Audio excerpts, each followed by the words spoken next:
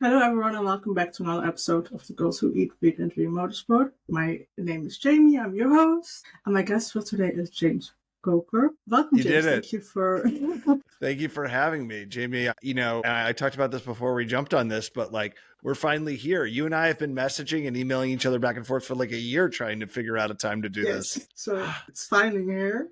Yeah. And it's also before F1 season started. Yeah. So great timing. We're doing it like I believe 8.5 hours or 9.5 hours before quali for the Australian Grand Prix. So no better timing than this, you know what I mean? I know. So I know who you are and what you do, but maybe my listeners don't. So who are you? And what is your role in motorsport? Oh, sure. Yeah. My name is James Coker. I am an actor and sometimes a comedian. I also work in social media for companies like social media page. I work for a bank and I am a copywriter and content creator for their social media pages for TikTok and Instagram and stuff. And while I'm an actor and comedian, 2 years ago, I accidentally became a Formula One content creator. Well, a motorsport content creator, but I started doing Formula One stuff, and it all happened because my wife and I watched Drive to Survive, got really invested in Formula One, and I made like a couple videos with her, and they went super viral. And I made them and not thinking much about them, and they went super viral. And then I was like, okay, like I'll make a couple more F1 videos just for fun, and those went super viral. And then before I knew it, people were following me and thinking of me as a motorsport content creator, which was like never my plan, never my intention. It's also F1 race weekend. Already said that. And what are your predictions for this weekend's race? What are my predictions for the Australian Grand Prix? I think that Max, like last season, is going to start very strong. I'm predicting that Charles Leclerc is going to put it on pole. Max is going to finish P1. I have Lando Norris P2, Charles Leclerc P3, Lewis P4, Oscar P. I haven't thought about it. I'm always like looking at the sessions and then deciding. Yeah, it doesn't help this weekend. I think McLaren and Ferrari showed really great race, and also in preseason. Yeah. So I think I already talked with my team about it.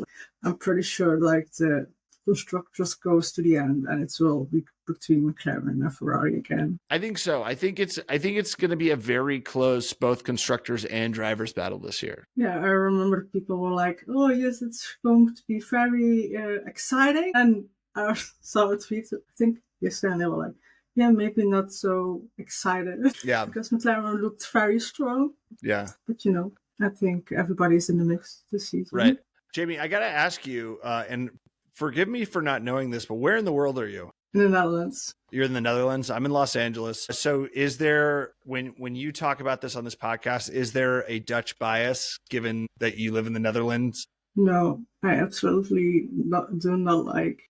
So Max Verstappen is not your favorite driver? No, absolutely not. Which is always funny because, people around me most of the time are like Max fans. So, but no, actually I'm not. But also I think that's because when I started watching, and it was still on Ziggo Sport, they had a massive Dutch bias, and I was so annoyed by that I was like, nope, I'm not.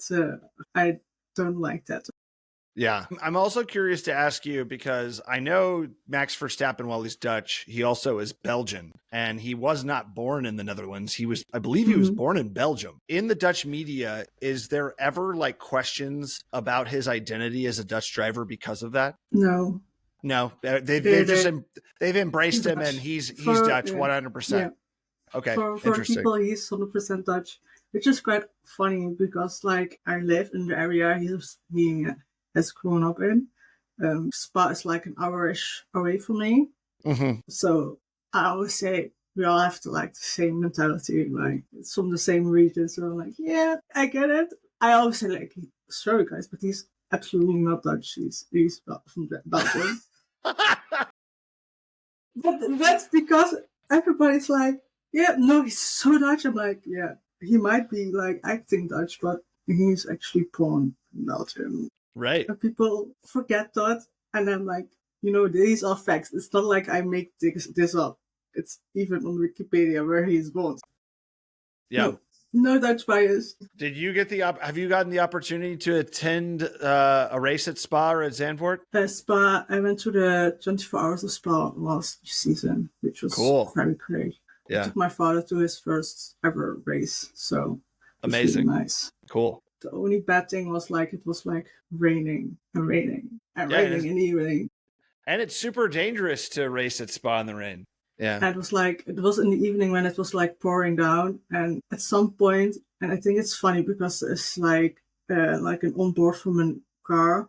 It was like also thunder, and you could see like the thunder strikes behind it. It was like, oh god. And it was the same moment when Portland was from Formula E last season. I was like watching Portland and sitting on the grandstand in Spa, which was quite funny. Oh, that's fun. That's cool. What does a race weekend looks like for you? Because I know you watch different series. You know, I think a race weekend for me for Formula One varies on where in the world the race is, what time, and the time of the race. Like if practice sessions are happening around in the middle of the day where like I can put them on the TV and like passively watch them while doing other stuff and work, I will. Like I unfortunately don't get the opportunity to watch FP1, FP2, and FP3 intently throughout the whole sessions for most of the races because like I have a full-time job. I'm also making content, not just for F1, but other racing series and about other racing series because I'm not just an F1 fan. I like IndyCar. I like Formula E. I like World Endurance Championship. So often I'm consuming the practice sessions just via watching the like 10-minute highlights that the F1 TV recaps, which I think is very helpful. I always try to watch quali live because I think it's super exciting. And if I tell myself, oh, I'm going to watch quali later, and then I accidentally open Instagram and I find out the result, I'm like super upset. So I always try to watch quali. I always wake up, regardless of how early or late it is. I always try to watch the race live because I love the act of getting to watch it in real time with millions of other people around the world and comment about it online, both on Instagram and threads or whatnot. So for me, a race weekend is I typically catch up on free practice session highlights when I can, watch quali live, try to tune into the race early to like catch the grid walk, either Martin Brundle's on the Sky or Ruth Buscombe. It used to be Will Buxton, but also like Ruth Buscombe Divey does grid walks now, which I think are great. I typically watch the race on F1 TV because I think the broadcast is better. I like the experience of getting to watch it with a multi-viewer and customize my viewing experience as opposed to just watching it on the standard Sky Sports broadcast, which is what we see when we watch it on ESPN in the United States. And then after the race is over, maybe I'll make some like dumb video in response to something that happened or actively work on my outline for a race review because I host the WTF1 podcast and then, I don't know, go about my day. But I unfortunately don't have a lot of time to watch all of the sessions, mainly because of my job and the fact that I have a kid and I just have a lot of other things that consume my time and my energy. And when you're like, I know you have been to some Formula E races, how does it look like for you as a weekend like that? Because I know how mine look when I'm trackside. Mm-hmm. I was accredited last season, which was very unexpected. I didn't thought that would happen, and then it happened. I was like, nice. Yeah. But how Are you does that asking look about? like for you? Are you asking what my experience was like attending a Formula E race? Yes. It was amazing. Like, you know, it's interesting because Formula E was my first race that I'd ever attended ever. So like, I'm very new to the world of motorsport. Like I said before, like over 2 years ago, I never watched a race in my life out of any series. I'd never watched NASCAR. I'd never watched IndyCar.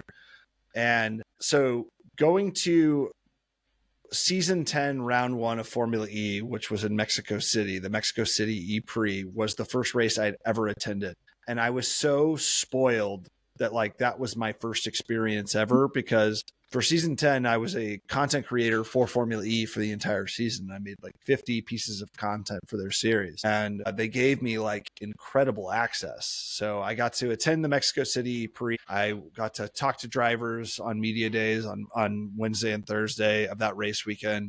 I got to watch a practice session from the Mahindra, or I got to watch practice session from the Penske garage. I got to watch quali from the Mahindra garage. I got to do the grid walk before the race. I got to watch the race from the Emotion Club, which is Formula E's version of the Paddock Club. So like I had this all access, like elevated experience that most people don't get. And it spoiled me. It's like, I don't know if I could ever experience a race any other way. You know what I mean? Yeah, I know what you mean, because I was pretty lucky in Monaco that I was supposed to meet up with Jeff Dodds because we had him on the podcast and we were meeting up for a garage tour. But we met him already like in the autograph session, and then they were like, "Yeah, no, you already met up with him." I'm like, "Okay," and then they were like, "Oh yeah, but maybe you can't go on the grid." But I had a other podcast host back then, and she didn't have like the pass, and I had to media pass, so I could get a stick. I was like, I'm so sorry, but if I'm not going to do this, I don't know when I get the chance to actually set foot on the grid. So like, I need to do this, and it's insane. And in Monaco, I felt so small because it's so busy. The grid is, and also it's like in the streets of Monaco, and then everybody was walking around. I was like, oh my god. I felt the same way when I've attended races like that. When I went to the Formula One Las Vegas Grand Prix, I felt very small because everywhere I went, I saw current drivers, former drivers, team principals, celebrities, and I just felt like such a tiny, like insignificant person being surrounded by these like really famous and important people. It was a humbling experience, but it was also like very cool just to sort of like be an observer and a fly on the wall. Yeah, but you're actually very lucky. Mexico is always a great race for me, and like amazing fans. Like it's always good. So I think you have been lucky for your first race to be Mexico. Mine was Monaco in 23, so not a lot. So yeah, it was also very nice. If you don't mind me asking, like, what is your origin story into being a motorsport fan? My father always watched like F1, but I didn't watch like actively. I can remember like that Michael Schumacher was on the grid, like Felipe Massa, and that kind of stuff. Obviously also Jos back then, so this goes way back. Yeah. But I don't have like an active memory of that. And then Max obviously got on the grid, actively watching more, and I was like, yeah, it was every single time if he had like did great, it was like on news for like a week. I felt like, and I was like, yeah, I remember that what was happening, but I didn't actively like watch the races until like 21. Then I was like, okay, I'm going to really watch this, and since then I've been watching F1, and this last 3 years Formula E, and then last year also WEC, which I think is always very amazing to watch, and strategy, and I really like constructors, always really nice. So yeah, so like as like a kid, I remember things vaguely. Also because there's always like a fun fact about me. My mom's maiden name is Verstappen, but we're not family. Yes, but we're not family. Which is extremely funny, because I remembered when Max won his first race, the radio call, because his sister lives like in Maastricht, which is like 30 minutes from where we were living. And obviously they went to like the phone book and saw like my mother's maiden name, and they were like calling like, "Can you talk about Max? Are you family?" We were like, "No." And we were Is Verstappen a common Dutch name, like in America, the name Johnson or Smith? No, that's not that I know of, but it's funny because, I'm pretty sure you're not family. You might be related. You don't know. You guys should do a 23andMe DNA test and see if you're related at all. But I think it's always funny to say, but that's those are like the little things I remember when I didn't like actively watch. Yeah. What is your favorite series to watch? So I think my favorite series to watch is IndyCar, and I love Formula One, and Formula One was like my entry into a motorsport. And there are a lot of things that I love about Formula One.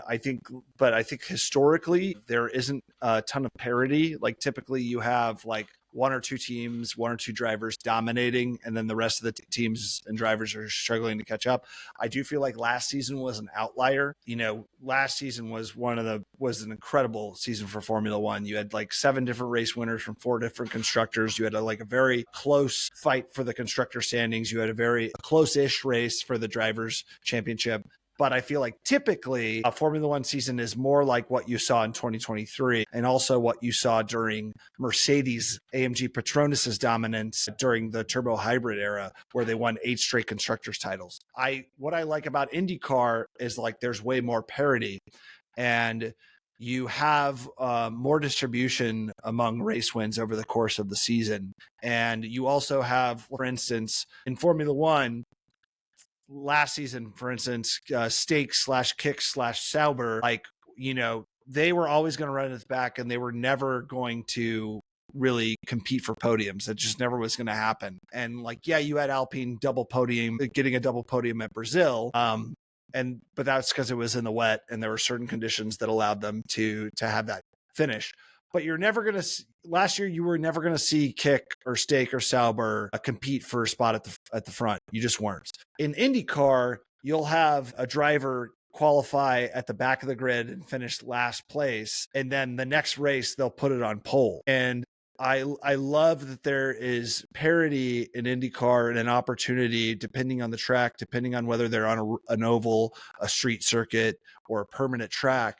Like different cars and different drivers have different advantages, and you just it just feels a little bit more competitive. I do know it's more of a spec series. It's not a true spec series, but I believe they have the same chassis. Everyone has the same chassis. You have the option between a Honda or a Chevy power unit, and then there are other modifications that can be done, and everyone has the same tires, but there's like modifications that can be done to the car to give it a competitive advantage over others. And I just really enjoy how exciting IndyCar is. That's probably my favorite series to watch. Yeah, I'm just starting to get into IndyCar because there's always like a time difference, which I always need to figure out when it is. So I'm like, okay, I'd watched the first race of this season. I don't know how many I will see this season, but I will try. I have seen the Indy 500 like 2 times. So I feel like it's not that hard for you because a lot of these races start like at noon Eastern time, and that's like early evening for you. Like I feel like it's way harder for me, where I have to wake up at 4 a.m. to watch the Baku race. Yeah, no, that's true, but it's more like that I have to figure out where Zeko is like putting it on. That's always the thing. Like I'm need to figure out how late it starts and when Zeko is and which one they put it on. Like it's always like ooh. But I'm trying. I'm going to try my best this season because I also have the accreditation this season. So I was like, the funniest thing about it is like I got an email with press conferences, but they obviously are like local time, and I had to figure out the time difference. And I was like, sure. For one session, I was like 10 minutes late because I was like, that doesn't know it is happening now because I put it wrong in my agenda, which was not that smart, but I still made it. You told me you had you met the drivers. Do you have any driver interactions that you loved? For example, in Formula E? Yeah, absolutely. In Formula E, I was very intimidated to meet Jean-Eric Vergne because I had watched the Formula E Unplugged series, and he kind of comes off as kind of a curmudgeon. He kind of comes off as like a sort of ornery guy who's like always in a bad mood and like doesn't want to be bothered and whatnot. But he was so lovely. And I was so surprised how much I enjoyed talking to him. And I think one of the reasons why he was nicer and warmer to me is like I wasn't asking him typical questions, because like these drivers get asked like the same 3 questions by like dozens of journalists, and they hate having to feel like a toy that has like a pull string in the back that's just saying the same thing over and over and over again.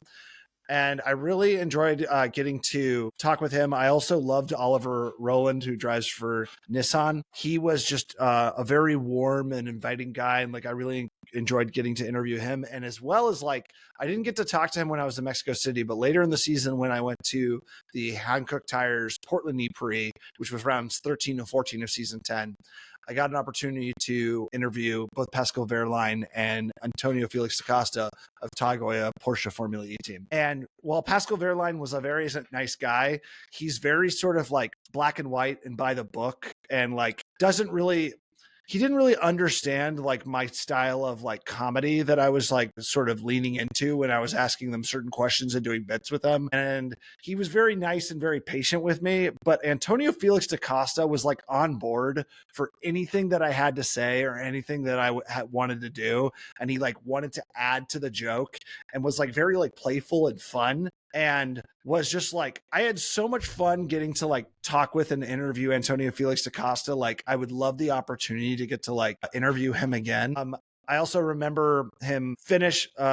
He won the race on the second day, which was like round 14, and was like elated. And like, I remember like walking past him before he walked into a press conference, and he went out of his way to come up to me and like gave me a high five, was like, yo bro, like that's Formula E, and like was super excited. And like, a lot of the drivers, with the exception of like me interviewing them, they don't want to talk to me because like they just like, and I understand they want to be guarded. They just like, they have a lot of people trying to get their time and energy, but like he went out of his way to come up and talk to me after he had just won a race. And like that, I thought that was really cool. And yeah, so all of them for the most part were really nice guys. Maximilian Gunther, also very patient, very kind, but Antonio Felix da Costa and Jean-Eric Verne really stick out to me.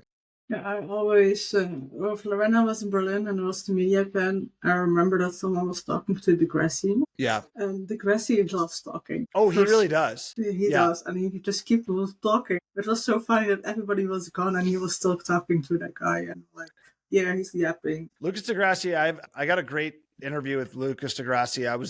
I was doing a bit with all the drivers where I was asking them like a theoretical question where like, if you were going to drive against a 9-year-old, would you beat them and why, and by how much? And if you were going wheel to wheel with a 9-year-old, would you push them off the track or give them space? And drivers like Jake Dennis were like, I'm pushing him off. That kid's going in the wall, which was like so funny. And some drivers would say, I'm pushing them off. Some drivers would say, oh, I'll be nice, I'll give him space. And Lucas de Grassi told me a story about when he went he was a kid. He was like 9 or 10 years old, and he went karting with his dad, and he pushed his dad off the track and caused his dad to crash or like go into the wall or something in a karting race. And his dad got so mad that he left him at the track and made him take the bus home. This remember me about the story that Max was like put at a gas station. Similar to the gas station thing, yeah. Sometimes I think like drivers have funny stories. I also think they don't tell every story, but those stories are unlikely. Yeah, for sure. Imagine being a kid and just left somewhere in Italy at a gas station. And then you need to find your way home. Like if it's like here where you know where you are. Like if my parents like would drop me somewhere like 30 minutes from here, I'm like, okay, I will find my way. But yeah, in a different country where you normally are not there, like you don't know your ways around. Sure. Yeah. I love the sketches. How does that work? What is the thought process before coming up with those? Oh, thank you. You know, I think it's one of those things where I have been doing sketch comedy and improv for 15 plus years. I started in New York City at Upright Citizens Brigade Theater, which is a comedy theater there. A lot of famous comedians and actors have come out of UCB. I also performed at a theater called The Pit and The Magnet. And so I've been writing and performing sketch comedy for over a decade. And so applying that skill set to something as niche as Formula One and then motorsport in general was like a very easy and natural way for me to like lean into and express like my fandom for these different racing series. And so for me, the process is just like sort of watching a race, watching different moments that happen in press conferences or either in the race on the radio or interactions between the drivers and the media, and just trying to find like a funny angle into like why I thought that moment was so interesting and fun, and then sort of putting my spin on it. So it could be like a sketch, it could be a song parody, it could be kind of like turning a moment into like a meme. It could be like the memification of it. And yeah, that's kind of where the thought process comes from. I think for the most part, I try not to punch down. Like I never want to like make fun of a driver for having a bad performance or crashing out or having something unfortunate happen to them. I try to not make fun of anybody's misfortune. And so I try to be like good natured in most of the comedy that I do. I always think your songs are so funny. Oh, thank you. I would have never like ever. I don't remember which one it was. It was like this is really good. Thanks. Do you have any goals regarding your future in motorsport? Not really, no. To be honest with you, like, I know a lot of people in the motorsport space, the motorsport content creator space have aspirations to be presenters for like, say, Sky Sports or for F1 TV or WEC or Formula E. A lot of people want to be presenters. A lot of people want to be journalists with a media outlet that covers motorsport. That's not really something that I realistically see in my life. I'm married with a kid. I don't really like to travel that much, and a career like that would require me to be away from home, 24 plus weeks out of the year, which is not really like a life and a lifestyle that I want for myself. I think for right now, this continues to be like a hobby for me. It's like Kimi Räikkönen instead of DTS. This is pretty much a hobby for me. I do it for fun. I do it because like I'm already watching these races. I'm already like making these jokes to my friends and my wife. I might as well just like take these jokes and share them with the world too. And if people like them, that's great. If they don't like them, that's fine. But I think very much this is just something I do on the side on top of like my day job and on top of me being an actor and on top of like me being a husband and a father. Are there still certain races you want to go to? Yes. Well, first of all, I'm going to the 24 Hour of Le Mans this year, which I'm so excited about. I'm very jealous. I was invited by this travel company called Motorsport Travel Destinations. They're like a motorsport travel company that like offers like travel packages.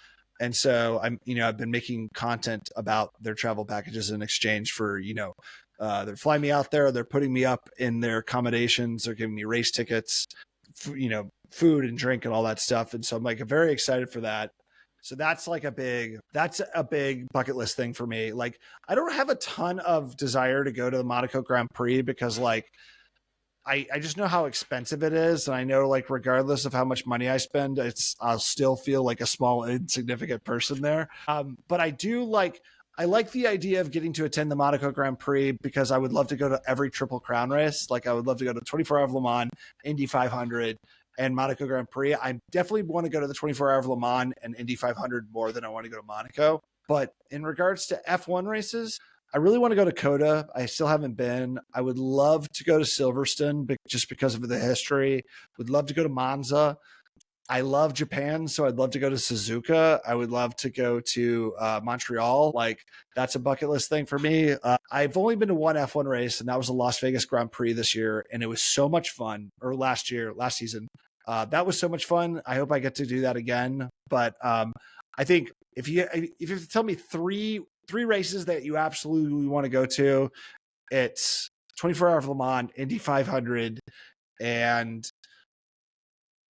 F1 race, Monza, I guess. It's always nice with if an Italian. Yeah. I have heard though that the facilities at Monza aren't very nice. Yeah. So it's like the bathrooms are kind of gross, like the food options aren't great, but it's just like such an iconic track. And like I would love to like feel like the tribal energy of the Tifosi just like going nuts for Ferrari. Like that would be so much fun. I have been to Austria, which was also very nice. Yeah. The only thing I will tell those flares, they don't smell great. They smell like rotten eggs, and I was like in the middle of those. I was like, guys, I just stop it, please. I just need to watch. When you went to the race in Austria, were there more Red Bull fans than you would probably see at other races? I don't know. I think like Barcelona, Zandvoort, Spa, and like Austria are like kind of the same. It's pretty cheap and easy to go to for like Dutch fans. So it's pretty orange there. Yeah. So it's more so that the Orange Army turns out to support Max than Austrian fans show up to support Yeah, I think so. Red Bull. Okay, got it. because I remember when I went, I was like on the camping, and like from like the people around us, everybody was Dutch, and the people I went with were like German, they're both German, and I went with Josh, which obviously is American. So I was the only one who spoke Dutch, and at some point when they were like trying to speak with them, and I heard they were like Dutch, and I was like, oh no, I'm pretty sure they will speak to me the whole weekend if there's something. And that happened. But we had so much fun. They were like great neighbors. Yeah. So it was great. When I realized that they were like Dutch, and actually, I heard them speak Dutch, but like I tried to ignore them so that I didn't have to speak with them about like the caravan. But they they needed someone, so like, oh yeah, I speak Dutch. It was much fun. I can recommend everybody to go to Austria. Cool. Yeah, that'd be fun. What is the best advice you have ever gotten? Ever gotten in ever? Yeah, in general. Oh God. I don't know if I can pull that answer out of nowhere right now. I would have to think about that. But if to be more specific, what is the best advice I've ever gotten as a content creator? I can answer that. Yes. And that is to make the content that you enjoy making, make the content that you want to make, the kind of videos and content that you want to see on the internet, and don't think about making content that you just think is going to go viral. Like, make things that you enjoy making, and make things that you want to see, because I think it's very important to be process oriented and not results oriented. I think too many creators in this space, and just on the internet in general, are so focused on metrics, are so focused on like the success of a video, like how many likes does it have, how many views does it have, how many shares does it have, as opposed to being focused on and in love with the process of making it. Because ultimately, you might tell yourself, I will be happy if I get a video that makes 1 million views, and you'll make a video that gets 1 million views and you still won't be happy. But if you are constantly happy with the process in which you ideate, write, shoot, perform, and edit content, and you just love the act of making it, you will always feel fulfilled and be happy. Yeah, I agree with that, because I sometimes see people asking in their stories, yeah, what kind of content do you want to see? In my head, I'm like, yeah, just content you like to make, because at the end of the day, you're the one making it. If you when people say that, when creators ask that, like, what kind of content do you want to see? I'm like, you are being so lazy right now. Yes. Like, come up with your own ideas. Yeah. No, that's true. I have asked what people wanted to see when we went to Monaco. Is there something specific you want to see? Yeah. But I have my things I would want to make anyways. But I always think like, make things you like to make, because at the end of the day, if you don't like making certain things, you're not going to be consistent with it. And then and it's not gonna be authentic, and people are gonna be able to sniff that out. Yes. Yeah. So someone you look up to, and so who is that person? Someone I look up to, like, in general or in this motorsport space? With both. So someone I look up to actually is my current co-host of the WTF1 podcast, and her name is Ash Vandelay. I don't know if you know her. Yeah, I've spoken with her last year. Yeah, so I have so much respect for Ash. She is so passionate about motorsport. She is so knowledgeable. She is also very, very funny. And like her like motivation and passion for motorsport and making content is because she wants more people to be into it. Like she genuinely wants to grow the space and wants to grow the sport, not just for F1, but like NASCAR and for GT World Challenge and for IMSA and for WEC. Like, she is just like this encyclopedia of knowledge when it comes to not just the cultural aspects of sports, but the technical aspects of motorsport and the subtle nuances of it. And and I've told her this before, and I'm like, I don't want you to be offended by this, but I don't understand how you don't have a bigger following, because like everything you make is so good. And so like, while we are co-hosts and we are like in some way peers, I really look up to her, and I have like so much respect and admiration for her. Yeah, I agree. When we spoke with her last year, I was like, and I met up actually with her in Spa, because I knew she was there. I was like, yeah, I'm Spa. And she was like, oh, great. So I have made, brought some brothels. Do you want to? are you going to collect them? She was very happy, very, very happy with them. Yeah, Spa is her favorite track. I mean, I would agree because it's a great track. I'm biased. I mean, it's an hour away from me, so if I wanted to, I could go. There's actually also like a karting track somewhere in the middle of Spa. Oh, that's cool. I haven't been there yet, but I realized that after someone put something on their stories, like the location, and I clicked on it, and then I was like, "There's karting there. Huh? I didn't know that." That's so cool. Which is quite funny. So you could add that to your resume that you raced, that you've driven at Spa once you do that. Yeah, actually, I could have. So, I have. Have you attended the Belgian Grand Prix before? No, I only went to the 24 hours of Spa, which was really nice. I think I paid like, it was like some 80 euros for actually the whole weekend bit.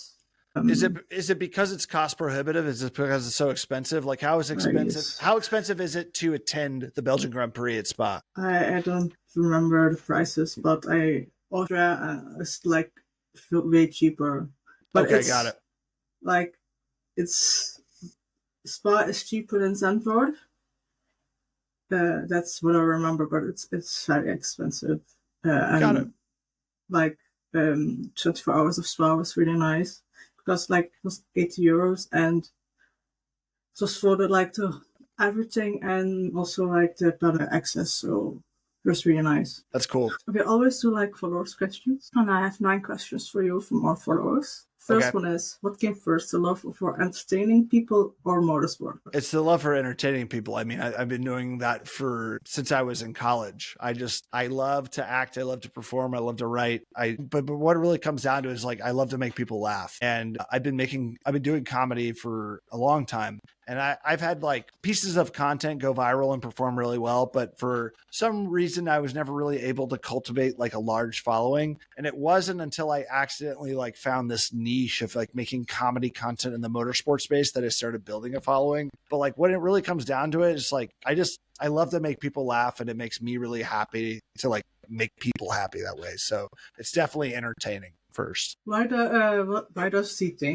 you think it's important to bring humor and personality in such a data-driven sport as Formula One, and what made him start? Why do I think it's important to bring personality to us, like and motorsport and humor? I think one of the reasons is that like often in this world of motorsport, it's very buttoned up because it is run by people with incredible power, incredible wealth, people who come from incredible privilege, who often have this air of self-importance to them that makes the world and the sport feel very stuffy and inaccessible to everyday people like you and me. And I think it's important to bring an air of levity and humor to it to make it feel more relatable and accessible to fans. And I think we've seen that with the success of Drive to Survive. We've seen that with the expanse of access that teams have given us to drivers and their personalities on social media.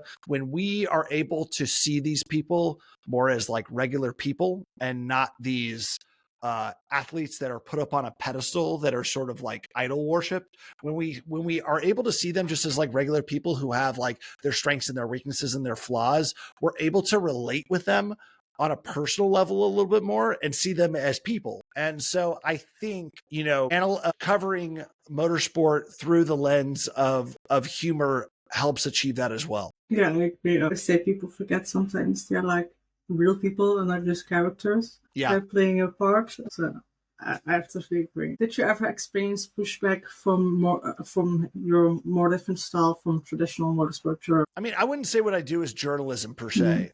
And I make that very clear on threads, on Instagram, in my videos, in my comments. I'm like, listen, I'm not a journalist. And I'm not trying to be a journalist. I will never, ever try to portray myself as an expert. I'm a fan. That's all I am. And so I get facts wrong all the time. I misremember things all the time. There are times where I will say a statement that is not true because I've only been a fan for 2 years. And while I've done my best to educate myself on the history of Formula One and other motorsport series, there are times where I'll say something that is wrong because I don't have the encyclopedic knowledge that someone like Ash Vandelay has. And so I When I first started making content, there was a lot of pushback from like gatekeepy old school fans who don't like it, that they don't like the memification of Formula One and motorsport.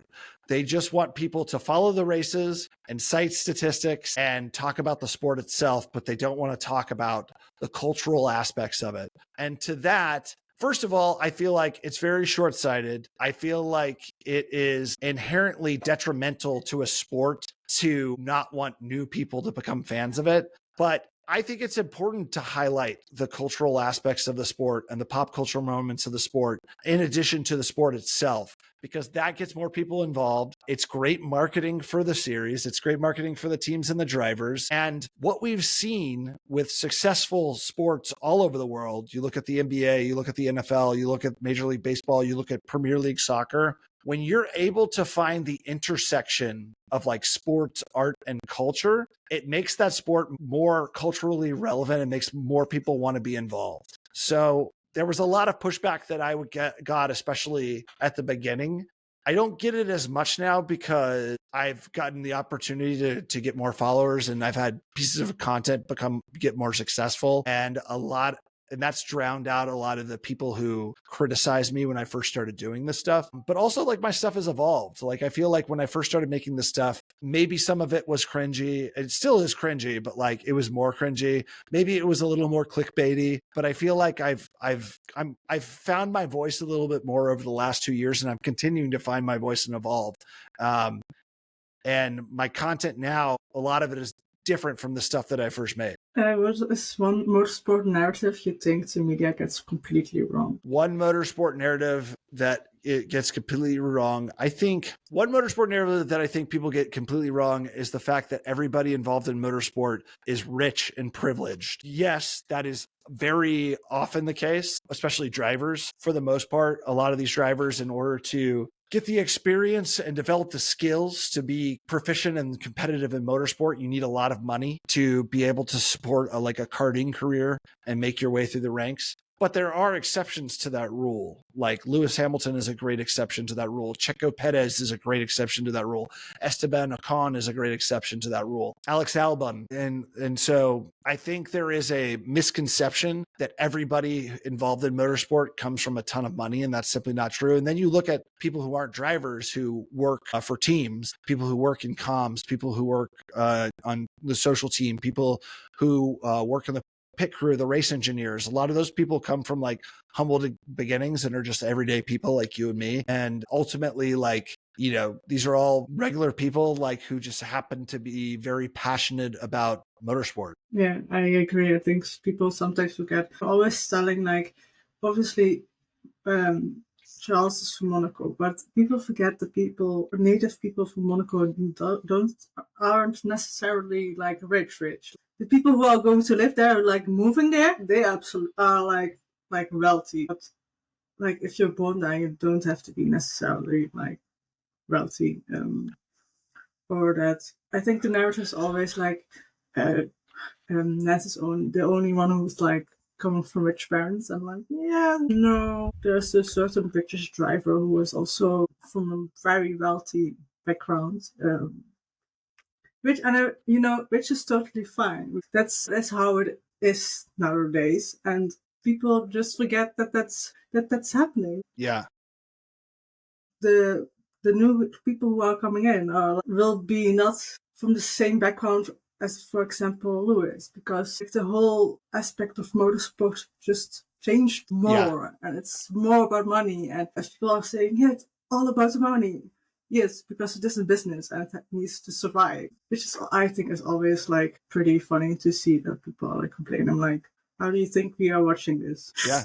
I mean, there is a misconception about Charles Leclerc as well. Like, I think a lot of people just assume his family was super rich, and if I'm remembering this correctly, I think his extended family might have some sort of wealth and money, but I think his direct family, his nuclear family, his parents weren't super wealthy. And I think the only reason he was able to stay in motorsport is his godfather, Jules Bianchi, convinced the Ferrari Driver Academy to take a chance on him and support his career from a certain point.